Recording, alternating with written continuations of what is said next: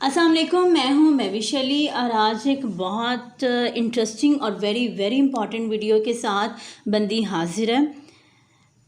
दोस्तों, आज का मेरा ये टॉपिक है फ्यूचर ट्रेडिंग के बारे में। जो भी बंदा इस मार्केट में आ जाता है वो फ्यूचर ट्रेडिंग लाजमी तौर पे करना चाहता है, क्योंकि लोगों को फ्यूचर ट्रेडिंग की अहमियत का पता लग चुका होता है कि फ्यूचर ट्रेडिंग से कितनी जल्दी पैसा बनाया जा सकता है। और फ्यूचर ट्रेडिंग करने की सबसे मेन वजह एक ये भी होती है कि अगर आपके पास बहुत कम पैसे हैं, बिलफर्ज करें कि अगर आपके पास 10,000 है तो आप उसको 1 लाख में, अगर आपके पास 1 लाख है तो आप उसको 10 लाख में, या आप उसको 1 करोड़ में या 10 करोड़ में आप बहुत जल्दी, मतलब कि थोड़ा सा टाइम लगता है, लेकिन अगर आपकी ट्रेडिंग बहुत परफेक्ट है, मतलब कहने का ये है कि अगर आपकी फ्यूचर ट्रेडिंग बहुत परफेक्ट है तो आप जितने चाहे पैसे बना सकते हैं। अगर आपके पास सिर्फ 10 रुपये भी हैं ना तो वो भी इनफ होते हैं। लेकिन उससे पहले ये ज़रूरी है कि आपको फ्यूचर ट्रेडिंग की स्किल आनी चाहिए। मसला ये है कि लोग सीखते नहीं हैं, लोग इसको समझते हैं सट्टा, लोग इसको समझते हैं जुआ, कि भाई फ्यूचर ट्रेडिंग एक समंदर है, इसमें अगर कूद गए, ठीक है, तो बच गए तो बच गए, मर गए तो मर गए। ऐसा नहीं होता। अच्छा, आज मैं आपके साथ फ्यूचर ट्रेडिंग की बेसिक चीज़ें डिस्कस करूंगी। वैसे तो फ्यूचर ट्रेडिंग बहुत लंबी है और आप इसको अगर सीखने पे आएँ तो बहुत ज़्यादा इसमें चीज़ें हैं जो मतलब सीखने वाली हैं, ठीक है। लोग 3-3, 4-4, 5-5 साल से, बल्कि 10-10 साल से फ्यूचर ट्रेडिंग में हैं और फ्यूचर ट्रेडिंग कर भी रहे हैं, लेकिन फिर भी वो लॉस उठाते हैं, फिर भी वो सीख रहे हैं, ठीक है। तो सिर्फ एक वीडियो में फ्यूचर ट्रेडिंग को एक्सप्लेन नहीं किया जा सकता, लेकिन आज की इस वीडियो में मैंने सिर्फ शुरुआत करने की कोशिश की। अगर आप फ्यूचर ट्रेडिंग में आना चाहते हैं और सोचते हैं कि मैं फ्यूचर ट्रेडिंग में आके बहुत ज़्यादा पैसा बनाऊंगा, तो आप ये वीडियो आपको स्टार्ट लेने में हेल्प करेगी, ठीक हो गया। अच्छा जी, सबसे पहली बात ये कि ये जो मैंने नीचे लिखा हुआ है, आप इस लाइन को ज़रा पढ़ें। मैंने इसमें लिखा हुआ है कि 90% people loss in future trading and 10% people make profit in future trading. अच्छा जी, सबसे पहले तो आपका जो माइंड है ना वो सेट होना चाहिए, ठीक है। अब 90% लोग क्यों नुकसान करते हैं और 10% लोग क्यों प्रॉफिट बनाते हैं? 90% लोग वो हैं जो इसको समझते हैं सट्टा, समझते हैं इसको जुआ, ठीक है। वो ये समझते हैं कि हम बस ये समंदर है, हम इसमें कूद जाएंगे, बच गए तो बच गए, मर गए तो मर गए, ठीक है। और 10% लोग वो हैं जो फ्यूचर ट्रेडिंग को एक गेम समझते हैं, और बेसिकली फ्यूचर ट्रेडिंग है भी एक गेम ही, ठीक है। ये एक गेम है, जिस तरह आप पबजी खेलती हो, जिस तरह आप बहुत सारी गेम्स खेलती हो, ठीक है। अब गेम का आपको स्टार्ट लेना आना चाहिए, गेम को आपको खेलना आना चाहिए, ठीक हो गया। गेम में आपको जीतना आना चाहिए। और अगर बिलफर्ज करें कि कभी आपको लगे कि आप गेम नहीं जीत सकते, तो एटलीस्ट आप अपने आप को बचा सकें। जीत नहीं सकते कोई बात नहीं, लेकिन कम से कम आप अपने आप को बचा सकें मरने से, ठीक हो गया। तो ये चीज़ है, जो लोग इसको गेम समझ के करते हैं, उनको पता होता है कि उन्होंने स्टार्ट किस तरह से लेना है, उन्होंने खेलना किस तरह से है और उन्होंने एंड किस तरह से करना है, वो लोग प्रॉफिट बनाते हैं, ठीक है। अच्छा, अब इसमें बहुत सारी चीज़ें आ जाती हैं। आपको फंडामेंटल एनालिसिस करना होता है, आपने टेक्निकल एनालिसिस करना होता है, बहुत सारी चीज़ें हैं। ये बहुत लंबी एजुकेशन है, लेकिन ये है कि इस वीडियो में मैंने आपको बेसिक चीज़ें समझाई हैं। अगर आप स्टार्ट लेना चाहते हैं तो ये वीडियो आपकी बहुत ज़्यादा हेल्प करेगी। और आप अगर चाहते हैं कि आपका हमेशा प्रॉफिट हो या आपकी नुकसान की जो परसेंटेज है वो कम हो जाए, तो इसके लिए ज़रूरी है कि आप फ्यूचर ट्रेड को समझ के करें, इसको सट्टा समझ के ना करो, ठीक हो गया। आई होप सो कि आपको मेरी बात बहुत अच्छी तरह से समझ में आ गई होगी। अब चलते हैं अपनी नेक्स्ट चीज़ की तरफ। तो जी, सबसे पहली बात यह है कि आपका बाइनेंस का अकाउंट बना होना चाहिए, या फिर आप कोई एक्सचेंज ले लें, क्यू कॉइन ले लें, बहुत सारी एक्सचेंजेस हैं यहाँ पे, ठीक है। तो आप किसी एक्सचेंज पे अपना अकाउंट बना लें, ठीक है। बाइनेंस पे ज़्यादा बेटर है अगर आप बाइनेंस पे बना लेते हैं। तो अगर नहीं बनाना चाहते किसी भी एक्सचेंज पे बना लें, ठीक है। हर एक्सचेंज पे आपको फ्यूचर ट्रेडिंग के ऑप्शंस मिल जाते हैं, ठीक है। और अगर आपको बाइनेंस का अकाउंट नहीं बनाना आता तो ये वाली जो मेरी प्लेलिस्ट है इसमें ऑल अकाउंट्स बनाने के तरीकाकार बताए हुए हैं, आप इस प्लेलिस्ट को फॉलो कर सकते हैं। अच्छा जी, आ जाएँ दोबारा बाइनेंस एक्सचेंज के ऊपर। सबसे पहले तो आप ये वाला जहाँ पे मेरा हाथ घूम रहा है फ्यूचर्स के ऊपर, ठीक है, या तो यहाँ से क्लिक करके आप फ्यूचर ट्रेडिंग का अकाउंट ओपन कर लें, ठीक है। जब आप पहली दफ़ा क्लिक करेंगे तो कुछ ऑप्शंस आएंगे, आप उनके ऊपर क्लिक कर लेना, ठीक है। और वो आपका फ्यूचर का एक अलग अकाउंट जो है वो ओपन हो जाएगा। या फिर आप ये जो मार्केट है ना, मैं थोड़ा सा जूम करती हूँ, यहाँ आप मार्केट्स के ऊपर क्लिक करेंगे। अच्छा जी, ये मार्केट्स के ऊपर जैसे ही मैंने क्लिक किया, थोड़ा सा मैं जूम करती हूँ। अच्छा जी, यहाँ पे ये देखें, यहाँ पे लिखा हुआ है ऑल क्रिप्टो, स्पॉट मार्केट और फ्यूचर मार्केट। यहाँ मैं फ्यूचर मार्केट के ऊपर क्लिक करती हूँ। ये फ्यूचर मार्केट के ऊपर जैसे ही मैंने क्लिक किया तो जितने भी आपके कॉइन्स थे वो यहाँ पे आ गए। अब ज़रा यहाँ ये साइड पर देखें तो BTC USDT परपेचुअल लिखा हुआ है, ये नज़र आ रहा है आपको, ये जहाँ मेरा हाथ घूम रहा है BTC USDT परपेचुअल लिखा हुआ है। कहने का मकसद ये है कि जितने भी कॉइन होंगे ना, वो चाहे जिस भी पेयर में हो, जब आप फ्यूचर मार्केट में आएंगे ना तो उसके आगे परपेचुअल आपको लाजमी तौर पे लिखा हुआ मिलेगा। ये निशानी है कि आप फ्यूचर मार्केट में हैं, ठीक है। अच्छा जी, यहाँ साइड पे आके आप ट्रेड के ऊपर क्लिक करें। अब जैसे ट्रेड के ऊपर क्लिक करेंगे तो कुछ इस तरह का जो इंटरफेस है वो आपके सामने आ जाएगा। अब इस पेज में बहुत सारी चीज़ें हैं जो समझाने वाली हैं, नॉलेज वाली हैं, लेकिन आज मैं आपके साथ कुछ बेसिक चीज़ें शेयर करूंगी, ठीक है। और अगर आपने सिर्फ उन बेसिक्स को समझ लिया, ठीक है, तो फ्यूचर ट्रेड में आपकी बहुत ज़्यादा हेल्प हो जाएगी। अच्छा जी, अगर आप यहाँ पे क्लिक करते हैं, यहाँ पे लिखा हुआ है जी BTC USDT, ठीक है। अगर आप यहाँ पे क्लिक करते हैं तो नीचे BTC जितने भी पेयर्स में होगा वो आ जाएगा, ठीक है। अगर बिल फर्स्ट करें, मैं यहाँ पे लिखती हूँ जी SOL USDT, ठीक है। अब ये देखें यहाँ पे SOL BUSD, SOL USDT, SOL USD जितने भी पेयर्स में होगा वो यहाँ पे आ जाएगा। तो आपने जिस भी कॉइन में फ्यूचर ट्रेड लेनी हो, ठीक है, तो आप उस कॉइन को सिलेक्ट करें सबसे पहले, ठीक है। मैं इसको थोड़ा सा जूम आउट कर लूँ। अच्छा जी, उसके बाद बाकी ये सारा ट्रेडिंग व्यू है यहाँ पे, ठीक हो गया। सबसे पहले आपने कॉइन सेलेक्ट करना है, उसके बाद यहाँ पे ये सारा चार्ट दिखा रहा है कि भाई कीमत ऊपर जा रही है, कीमत नीचे, सारी कैंडल्स बना रहा है, ठीक हो गया। अच्छा, ये ज़रा इस तरफ आ जाएं, ये साइड पे ये जहाँ मेरा एरो घूम रहा है, यहाँ पे थोड़ा सा जूम करूँ मैं, ये सारी चीज़ें समझने वाली हैं, ठीक है। अच्छा जी, यहाँ पे सबसे पहले ये देखें, ये जहाँ पे 10x लिखा हुआ है, ये जहाँ पे मेरा हाथ है, ठीक है। अगर मैं यहाँ पे क्लिक करूँ, तो यहाँ मेरे सामने एक ये बॉक्स खुल के आ जाएगा। यहाँ पे लिखा हुआ है जी एडजस्ट लेवरेज, ठीक है। यहाँ पे लिखा हुआ है जी 10x, ठीक है। अब अगर मैं इस हाथ से इसको बढ़ाना चाहूँ तो 16 हो गया। अगर मैं 50 पे करती हूँ तो ये 50 सिलेक्ट हो जाएगा। यानी कि ये कि आप BTC USDT में 125x की लेवरेज ले सकते हैं। और ये जो लेवरेज होती है ना, ये हर कॉइन में एक जैसी नहीं होती, ये मतलब डिफरेंट कॉइन में डिफरेंट होती है, ठीक हो गया। अब ये लेवरेज क्या होती है ये मैं आपको बताती हूँ। अच्छा, ये देखें, लेवरेज का बेसिक जो मतलब होता है वो होता है उधार, ठीक हो गया। अब जैसे कि वो एक्सचेंज पे मैंने आपको दिखाया 10x, 50x, 30 and so on, ठीक है। मैंने ये भी बताया कि डिफरेंट कॉइन में आपको डिफरेंट लेवरेजेस मिलेंगी, ठीक हो गया। अब ये लेवरेज किस तरह से यूज़ में आएगी और किस तरह से आपके इस्तेमाल में आएगी वो मैं आपको बताती हूँ। अब बिल फर्ज करें कि आपके पास $10 है, ठीक है। $10 इन योर पॉकेट, ठीक है, या 20 या 50 या 100 जितने भी आपके पास पैसे हैं, एज्यूम कर रही हूँ, ठीक है।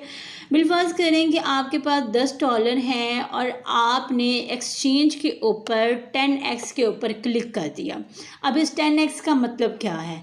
इसका मतलब ये है कि आप अपने 10 रुपये को 10 के साथ ज़रब दे दो, अपने पैसों को 10 के साथ ज़रब दे दो, जो अमाउंट आएगी, 10 को 10 के साथ ज़रब दिया तो $100 आ गया, ठीक है।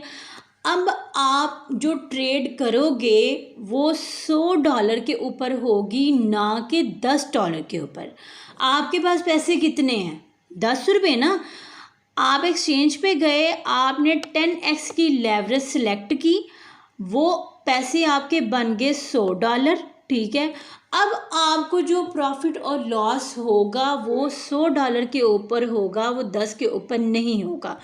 ये 10 रुपये आपके हैं, ये जो 10x के हैं, ये जो 10x है ये एक्सचेंज का है, ठीक है।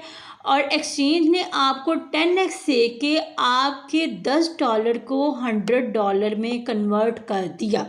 और अब एक्सचेंज कहता है ठीक है भाई, तुम्हारे पास पैसे नहीं थे, मैंने तुम्हें उधार दे दिया, अब तुमने मतलब सेलेक्ट किया है 10x, ठीक है, तो मैंने तुम्हारे $10 को 10x में कन्वर्ट, मैंने तुम्हारे $10 को बढ़ा दिया और अब तुम $100 के ऊपर अपनी ट्रेड ओपन करो और प्रॉफिट या लॉस जो है वो तुम्हें मिल जाएगा, ठीक हो गया। इसी तरह से अगर बिलफर्ज करें आपके पास $100 है और आप 40 की या 50 की या 100 की, जितनी आपका दिल चाहता है, ठीक है, वो आप लेवरेज लो, ठीक है। अपने पैसों को जो लेवरेज ले रहे हो उसके साथ ज़रब कर दो, ठीक है, और जो अमाउंट आएगी उसके ऊपर अब जो भी आपको प्रॉफिट या लॉस होगा वो इस $4000 के ऊपर होगा, ना कि आपकी रियल अमाउंट रियल अमाउंट आपके पास $100 थे ना, आप एक्सचेंज पे गए, 40 की आपने उससे उधार लिया और उसने आपके जो पैसे 100 को उसने आपके 4000 में बदल दिया, और अब इस 4000 के ऊपर जो है वो आपको प्रॉफिट या लॉस होगा, ना कि $100 के ऊपर, ठीक है। ये तो हो गया फ़ायदा, ठीक है। आपके पास पैसे नहीं थे, आप एक्सचेंज के ऊपर गए, आपने एक्सचेंज से उधार लिया, एक्सचेंज कहते हैं अच्छा आपके पास पैसे नहीं थे, ठीक है, मैं आपको उधार देता हूँ, आपके पैसों को बढ़ा देता हूँ। अब यहाँ पे एक बात है, अगर आप $10 के ऊपर ट्रेड ओपन करते तो आपको जो प्रॉफिट और लॉस होना था वो $10 के ऊपर होना था।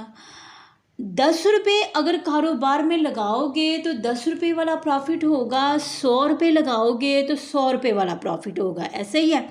इसी तरह अगर 4000 लगाओगे तो 4000 का प्रॉफिट तो फिर 4000 के हिसाब से है ना, जितना गुड़ डालोगे उतना ही मीठा होगा, ऐसा ही है ना। 100 रुपये का प्रॉफिट कहाँ और 4000 का प्रॉफिट कहाँ, ठीक है। तो इस तरह से लोग अपना प्रॉफिट बढ़ाते हैं, यानी कि लेवरेज को ज़्यादा से ज़्यादा करते हैं, ठीक है, और ज़्यादा अपने थोड़े से पैसों को ज़्यादा पैसों में कन्वर्ट करके ज़्यादा से ज़्यादा प्रॉफिट कमाते हैं, ठीक है। अब ये तो हो गया फ़ायदा। अब जिस चीज़ का फ़ायदा होता है उसका नुकसान भी होता है, ठीक है। अब ज़रा वो देख लेते हैं। ये मैंने थोड़ा नीचे लिखा हुआ है जी, एडवांटेजेस और डिसएडवांटेजेस, ठीक है, ये आप थोड़ा पढ़ लें। अगर आपकी ट्रेड जाती है पॉजिटिव डायरेक्शन में, यानी कि पॉजिटिव डायरेक्शन से मुराद है प्रॉफिट में जाती है, ठीक है, then you are in profit, अच्छी बात है, वेल एंड गुड।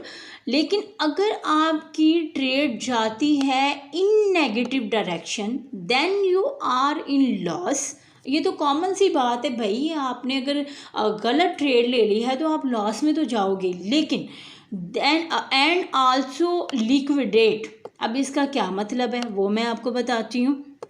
इसका मतलब ये है, अगर बिलफर्ज करें कि आपको प्रॉफिट हुआ, ठीक है, ये 10 रुपये आपके थे, आपके पास रहेंगे, ये 10x के पैसे जो हैं ये एक्सचेंज के थे, वो एक्सचेंज वापस ले जाएगा, क्योंकि भाई एक्सचेंज आपको अपने पैसे तो नहीं देगा ना। एक्सचेंज ने तो सिर्फ इतना कहा था कि भाई ठीक है, तुम्हारे पास पैसे नहीं है, मैं तुम्हें पैसे देता हूँ, तुम इस्तेमाल करो और मतलब प्रॉफिट कमाओ और इंजॉय करो। ठीक हो गया। ये ये एक्सचेंज के पैसे थे, एक्सचेंज ने वापस ले लिए। ठीक हो गया। इस $100 के ऊपर आपको जो प्रॉफिट हुआ था ना, वो प्रॉफिट भी आपका होगा।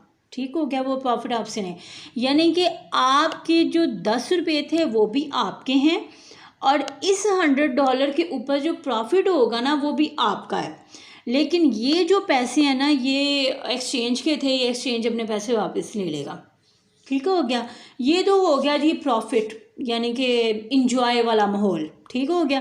लेकिन अगर आपको होता है लॉस, अब एक्सचेंज आपको पैसे दे रहा है, आप प्रॉफिट में जाते हैं, अच्छी बात है, लेकिन साथ ही साथ एक्सचेंज अपने रूल्स भी बताता है, वो कंडीशंस रख देता है कि अगर आप प्रॉफिट में जाओगे तो ये कंडीशन होगी, अगर आप लॉस में जाओगे तो ये कंडीशन होगी। अगर बिलफर्ज करें आप लॉस में जाते हैं, ठीक है, तो ये $100 आपका है, ये 40x एक्सचेंज का है। ठीक है। ये जो 40x है ना, ये तो एक्सचेंज अपने पास लेगा, लेकिन ये जो $100 है ना, ये भी ले लेगा। ठीक हो गया। और लॉस तो जाहिर है वो आपका ही है। ठीक हो गया ना। तो आपके जो अपने पैसे होंगे वो भी रख लेगा इन कंडीशन लॉस। ठीक है। और ये जो उसके अपने पैसे थे ना, वो तो उसने रखने ही रखने हैं, लेकिन जो आपके पैसे हैं वो भी रख लेगा। तो ये चीज़, इस चीज़ को कहते हैं लिक्विडेशन, यानी कि आपके जो अपने पैसे होते हैं, यानी कि जो आपके अपने पैसे होते हैं वो भी उड़ जाते हैं। दुनिया का कोई भी कानून जो है ना, वो आपके पैसे वापस नहीं ला सकता। कोई पुलिस, कोई मतलब कोई भी कानून आपके पैसे वापस नहीं ला सकता। ये आपने अपनी सरदर्द पे ये सारा काम करना है। ठीक हो गया। तो आपके जो अपने पैसे होंगे वो भी चले जाएंगे, जो एक्सचेंज के पैसे होंगे वो तो अपने पास रखेगा ही इन लॉस कंडीशन। ठीक हो गया। तो आई होप सो कि आपको लिक्विडेशन समझ में आ गई होगी। अब चलते हैं आगे। अच्छा जी, ये तो होगी 10x। ठीक है। ये आपको मैंने लेवरेज जो है वो एक्सप्लेन कर दी है। अब इस बॉक्स के बिल्कुल साथ ही एक और बॉक्स है, अगर आप इसके ऊपर क्लिक करें तो आपके सामने ये वाला बॉक्स खुल के आ जाएगा। इसके ऊपर 2 ऑप्शंस हैं, एक क्रॉस का और एक आइसोलेटेड का। जिस तरह लेवरेज एक कंडीशन है, आपको सिलेक्ट करनी पड़ती है, इसी तरह इन 2 ऑप्शन में से आपको एक ऑप्शन ट्रेड लगाने से पहले सिलेक्ट लाजमी तौर पे करना पड़ेगा। आप मतलब कंडीशन आपको एक्सेप्ट करनी पड़ेगी। ठीक है। अब क्रॉस का क्या मतलब है, आइसोलेटेड का क्या मतलब है, ये मैं आपको बताती हूँ। अच्छा जी, ये ज़रा यहाँ पे आ जाएं मैं थोड़ा सा जूम कर देती हूँ।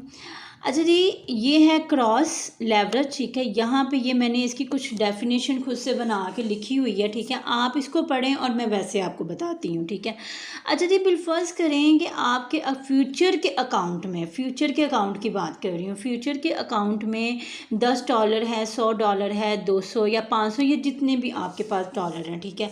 आपने लगा दी ट्रेड। ठीक है।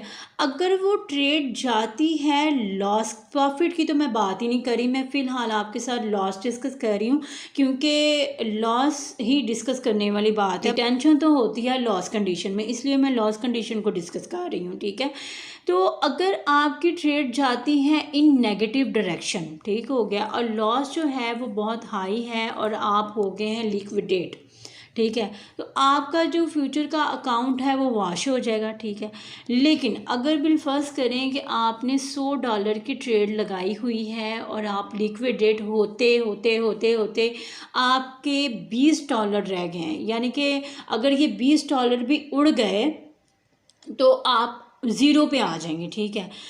ज़ीरो पे आने से पहले आप फ्यूचर के अकाउंट में मज़ीद बैलेंस ऐड कर देते हैं, और वो जो बैलेंस आप ऐड करते हैं उस बैलेंस की वजह से आपकी जो ट्रेड का टाइम लिमिट है ना, यानी कि वो जो $20 अगर ख़त्म होते तो आप ज़ीरो पे आ जाते। लेकिन अब आप ज़ीरो पे नहीं आएंगे, क्योंकि आपने 100, 50, 200 या जितने भी मज़ीद पैसे अपने फ्यूचर के अकाउंट में आपने ऐड किए हैं, उन पैसों की वजह से आपकी जो, यानी कि वो जो पैसे आपने ऐड किए हैं ना, वो पैसे कटने शुरू हो जाएंगे, ठीक है। और आपकी जो ट्रेडिंग लिमिट है ना, वो बढ़ जाएगी, ठीक हो गया। दूसरी तरफ आ जाए, थोड़ा सा नीचे आ जाए, दूसरे ऑप्शन पे है आइसोलेटेड लेवरेज। अब आप ये वाली डेफिनेशन पढ़ें और मैं आपको ज़ुबानी बताती हूँ। आइसोलेटेड लेवरेज का मतलब ये होता है कि अगर आपके अकाउंट में $100 पड़ा हुआ है, अगर आपने $100 की ट्रेड लगाई है और आप बिलफर्ज अगर लॉस कंडीशन में चले गए हैं, ठीक है, और वो $100 लॉस होते होते होते होते ज़ीरो पे आ गया, ठीक है, तो आप उसमें पैसे ऐड करवा के अपनी ट्रेडिंग की जो टाइमिंग है ना, वो नहीं बढ़ा सकते, ठीक है। अब इसका एक और फ़ायदा सुन लें। बिलफर्ज करें कि अगर आपके फ्यूचर के अकाउंट में $500 पड़े हुए हैं, ठीक है, $500 आपके अकाउंट में पड़े हुए हैं, ठीक है, और आपने $100 से ट्रेड ओपन की है, ठीक है, और अगर आपने क्रॉस लेवरेज सेलेक्ट की हुई है और आपका मतलब आपने $100 से ट्रेड ओपन की हुई है, ठीक है, और क्रॉस लेवरेज आपने सिलेक्ट की हुई है, और वो $100 आपका नुकसान होते होते होते होते ज़ीरो पे आ गया, तो वो जो आपके बकाया $400 आपके फ्यूचर के अकाउंट में पड़े हुए हैं ना, वो उड़ जाएंगे, 1 मिनट से पहले उड़ जाएंगे, ठीक हो गया। वो आप मतलब इतनी स्पीड से पैसे वो लिक्विडेट हो रहे होते हैं कि बंदा कंट्रोल तक नहीं कर पा रहा होता, ठीक हो गया। लेकिन अगर आपके अकाउंट में $500 पड़े हुए हैं और आपने $100 से ट्रेड ओपन की है और आइसोलेटेड लेवरेज में रह के की है, तो आपके सिर्फ और सिर्फ $100 लिक्विडेट होंगे। आपके जो बकाया $400 आपके फ्यूचर के अकाउंट में पड़े हुए हैं ना, उन पैसों को एक्सचेंज हाथ नहीं लगाएगा, यानी कि उन पैसों को टच भी नहीं करेगा, ठीक हो गया। तो इस हिसाब से ना आइसोलेटेड लेवरेज बेस्ट रहती है, ठीक है। क्रॉस लेवरेज लेना चाहें ले लें, आपकी मर्ज़ी है, लेकिन आइसोलेटेड लेवरेज बेस्ट रहती है, क्योंकि बंदे का ना एक माइंड सेट होता है कि भाई मैं $10 का नुकसान बर्दाश्त कर सकता हूँ, मैं $20 का नुकसान बर्दाश्त कर सकता हूँ, या मैं $100 का, ठीक है। तो मतलब एक माइंड सेट होता है ना कि मैं सिर्फ इतने पैसों का नुकसान बर्दाश्त, अगर इतने पैसे ज़ाया हो भी जाते हैं तो इट्स ओके, ठीक है। लेकिन अगर आपने क्रॉस लेवल लगाई हुई है और आप $100 से आपने ओपन की है और वो आप बिलफर्ज थोड़ा सा आप कोई काम शाम करने लग गए हो, ठीक है, या आप कोई मतलब चीज़ हो सकती है, ठीक है, ज़रूरी नहीं काम करें, कोई ज़रा सा इधर उधर, ठीक है, तो कोई आप काम करने लग गए हो तो आपके $500 उड़ जाएंगे, ठीक है। और अगर चलें ठीक है, मान लेते हैं कि एक दफ़ा ट्रेड गलत हो गई है, ठीक है, नहीं आपके हक में गई, ठीक है, तो अगर भाई आपके पास पैसे ही नहीं बचेंगे तो दोबारा ट्रेड कहाँ से लगाओगे। दोबारा ट्रेड लगाने के लिए पैसे होना बहुत ज़रूरी है, ठीक है। तो इसलिए अपनी लालच को कंट्रोल करना ये भी ट्रेड का हिस्सा है, ठीक है। लालच नहीं करना, मतलब पैसे बनते हैं, इसमें कोई शक नहीं, प्रॉफिट बड़ी जल्दी होता है, इसमें कोई शक नहीं, लेकिन ग्रीड में आके, लालच में आके सारा का सारा पैसा इन्वेस्ट कर देना, ये अक्लमंदी नहीं है, ठीक है। तो थोड़ा सा ना पैसों, मतलब अगर आपके पास बिलफर्ज करें $100 है ना, $100 है आपके पास, तो आप $50 का रिस्क लो, आप $20 का रिस्क लो, आप $30 का रिस्क लो। हो सकता है कि आपकी एक ट्रेड मतलब कि नुकसान में चली गई है तो दूसरी ट्रेड आपके हक में चली जाए, यानी कि प्रॉफिट में चली जाए, ठीक है। तो इसलिए आप आइसोलेटेड लेवरेज में रह के हमेशा करें, क्योंकि इसमें जो नुकसान है ना, रिस्क है, वो लिमिटेड है, ठीक है। तो जितने पैसे आपने लगाए होते हैं ट्रेड के ऊपर, उतने ही पैसों का नुकसान होता है, दूसरे पैसों को वो टच भी नहीं कर।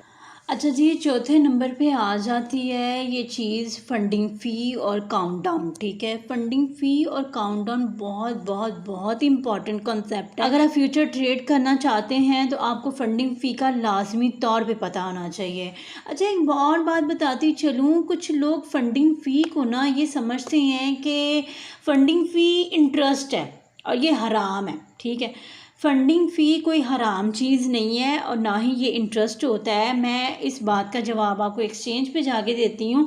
उससे पहले मैं आपको ये बता दूँ, फंडिंग फ़ी दो किस्म की होती है, एक पॉजिटिव फंडिंग फ़ी होती है और एक नेगेटिव फंडिंग फ़ी होती है। और फंडिंग फ़ी के साथ जो है वो एक काउंटडाउन चल रहा होता है।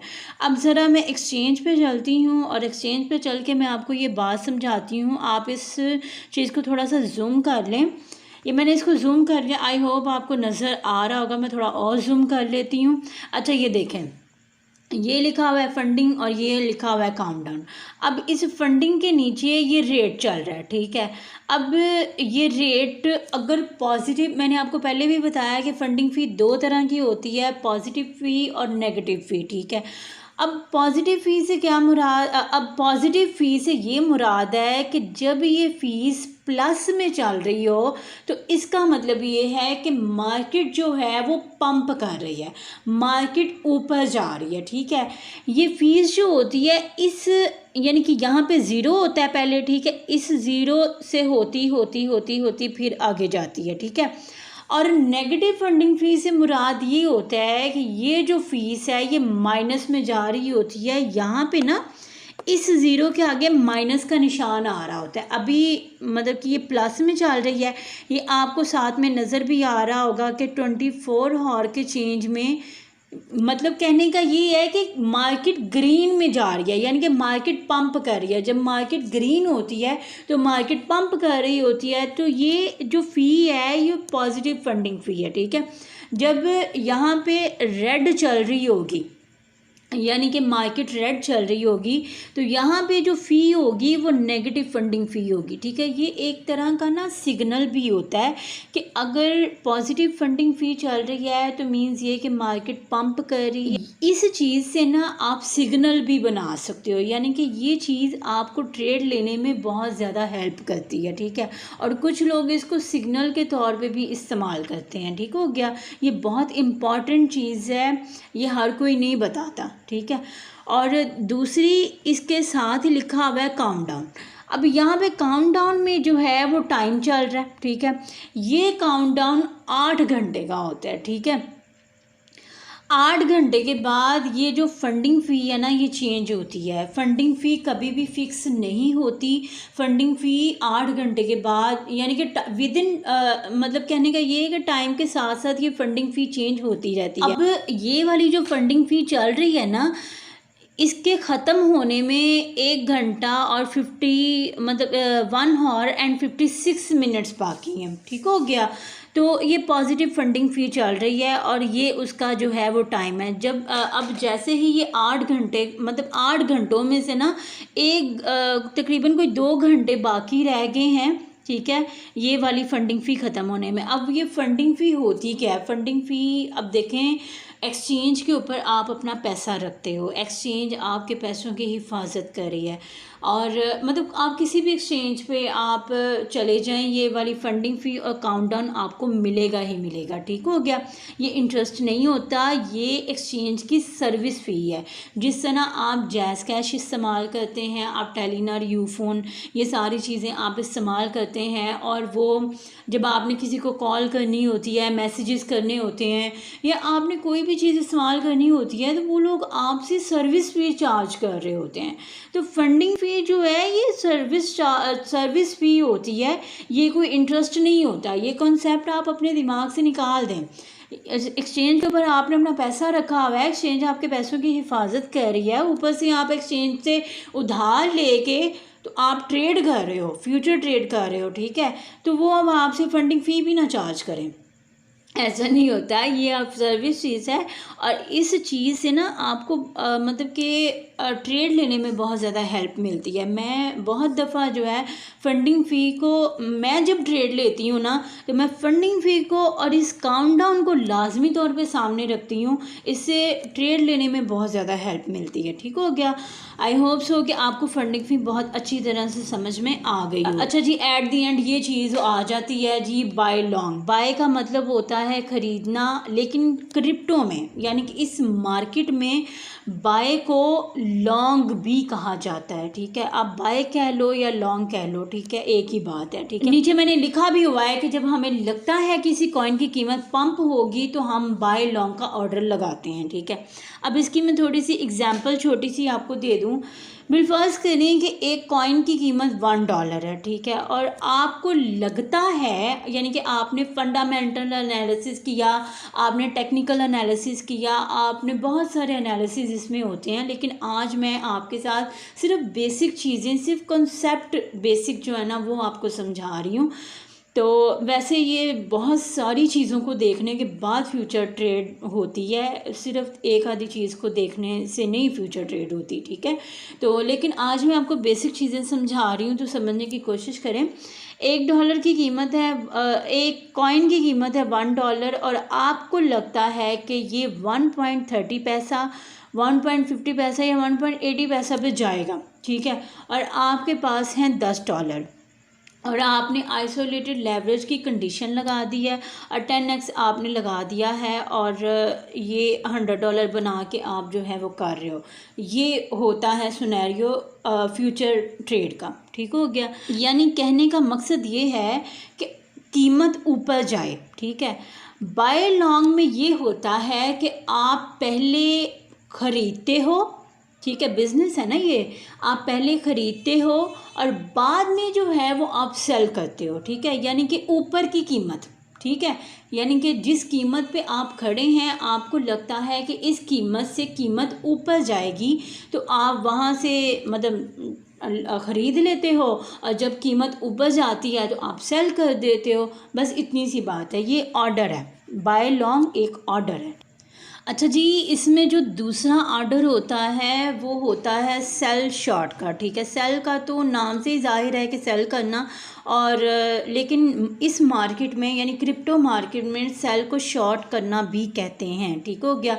अब सेल शॉर्ट का मतलब ये होता है कि आपने पहले सेल किया और बाद में ख़रीदा, और बाय लॉन्ग का मतलब ये होता है कि पहले आपने ख़रीदा और बाद में बेचा, लेकिन इसमें पहले आप ख़रीदते हो और बाद में आप सेल करते हो। ठीक है, अब ये नीचे थोड़ा सा पढ़ें। जब हमें लगता है कि किसी कॉइन की कीमत डंप होगी तो हम सेल शॉर्ट का ऑर्डर लगाते हैं। ठीक है, दो ही ऑर्डर हैं, एक बाय लॉन्ग और एक सेल शॉर्ट। ठीक है, जिस तरह के बिलफर्ज करें कि एक कॉइन की कीमत $1 है और आपके पास $10 हैं, और आपने आइसोलेटेड लेवरेज में रह के 10x ले लिया है और $100 के ऊपर आप ऑर्डर लगाते हो। ठीक है, ऑर्डर लगाने का तरीका बिल्कुल सेम होता है, लेकिन ये है कि अगर मार्केट ऊपर जा रही है तब भी आप प्रॉफिट बना सकते हैं, अगर मार्केट नीचे जा रही है तब भी आप प्रॉफिट बना सकते हैं। फ्यूचर ट्रेड की यही खासियत होती है। अच्छा जी, ज़रा अब आप एक्सचेंज पे आ जाएं। फर्ज करें कि अब हमने ऑर्डर लगाना है, तो अब मैं इस चीज़ को उसी हिसाब से करने लगी हूँ। ठीक है, मतलब कहने का ये है कि बिलफर्ज हमने फंडामेंटल एनालिसिस कर लिए, टेक्निकल एनालिसिस कर लिए, हमने सारा कुछ कर लिया, अब हम ऑर्डर लगाना चाहते हैं। ठीक है, तो ऑर्डर लगाने के लिए सबसे पहले फिर दूसरा फिर तीसरा स्टेप आप क्या करोगे। ठीक है, सबसे पहली चीज़ ये, यहाँ पे आप जो है वो क्रॉस या आइसोलेटेड की कंडीशन सेलेक्ट करेंगे। ठीक है, उसके बाद जो है वो आप यहाँ पे लेवरेज सेलेक्ट करेंगे। ठीक है, लेवरेज सेलेक्ट करने, अच्छा जी, मैंने लेवरेज का आपको बाकी सारा कुछ बता दिया, लेकिन एक चीज़ बताना मैं भूल गई। लेवरेज में ये होता है कि आप जितनी हाई लेवरेज आप सेलेक्ट करते हो ना, आपकी लिक्विडेशन जो प्राइस होती है ना वो उतनी ज़्यादा नज़दीक आ जाती है। अब इस टॉपिक को मैं फिर कभी डिस्कस करूँगी, लेकिन ये है कि हाई लेवरेज हाई रिस्क, लो लेवरेज लो रिस्क। ठीक है, तो आप लेवरेज को जो है वो अपना मतलब कि कम से कम सेलेक्ट करें। ठीक है, ताकि आपकी लिक्विडेशन प्राइस जो है वो दूर रहे। ठीक हो गया। उसके बाद थोड़ा सा और नीचे आ जाएं, यहाँ पे जी है आप लिमिट पे ऑर्डर लगाना चाहते हैं, आप मार्केट पे ऑर्डर लगाना चाहते हैं, या आप स्टॉप लिमिट की कंडीशंस पे ऑर्डर लगाना चाहते हैं। यहाँ पे एक निशान बना हुआ है, इस पे गौर करें। अगर मैं इसके ऊपर क्लिक करूँ तो यहाँ मेरे सामने एक बॉक्स खुल के सामने आ जाएगा जिसके ऊपर लिखा हुआ है जी ट्रांसफ़र, ठीक है।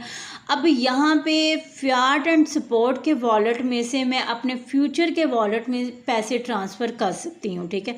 पैसे होंगे तो ट्रेड लोगे ना, लेवरेज एमी तो नहीं ना मिल जाती।